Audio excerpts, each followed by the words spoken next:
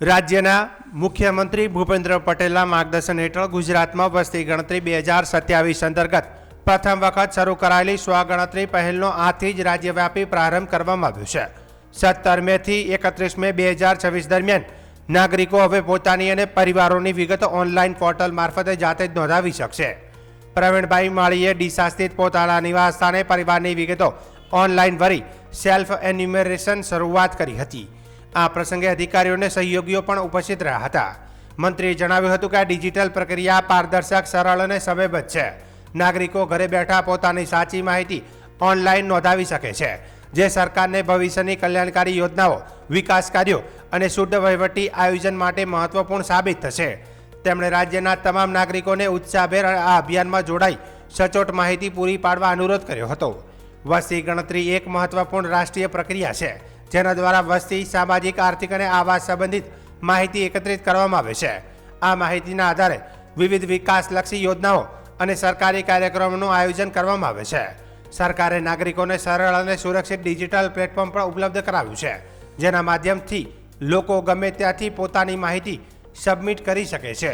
સ્વગણતરી માટે નાગરિકોએ census self enumeration portal પર જરૂરી માર્ગદર્શન મેળવી પોતાની વિગતો ઓનલાઈન નોંધાવી શકે છે।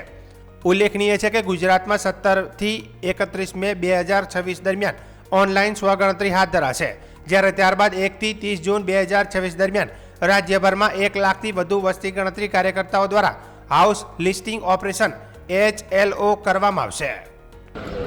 નમસ્તે મિત્રો, આજે ભારત સરકાર દ્વારા અને રાજ્ય સરકારના સહયોગથી સેન્સસ એટલે વસ્તી ગણતરીનું શુભારંભ મેં જાતે પોતાના મોબાઈલથી હેડ ઓફ ધ ફેમિલી તરીકે, એટલે કે હું ઘરની અંદર કેટલા વ્યક્તિ રહીએ છીએ, કેટલા લોકો રહીએ છીએ, એની ડિટેલ જાતે જ મેં ભરી છે।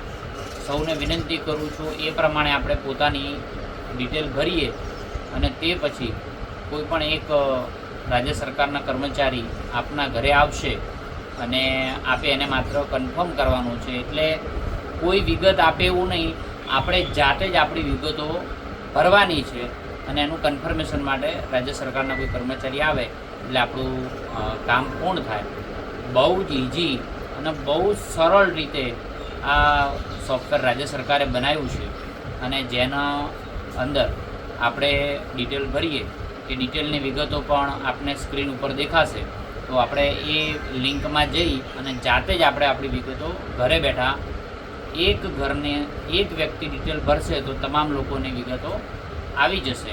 એટલે સૌને વિનંતી કરું છું કે બહુ જ ઇઝી, માત્ર આપની 3 થી 4 મિનિટની અંદર તમામ ડિટેલો ભરી જાય એ પ્રમાણેની વ્યવસ્થા કરી છે।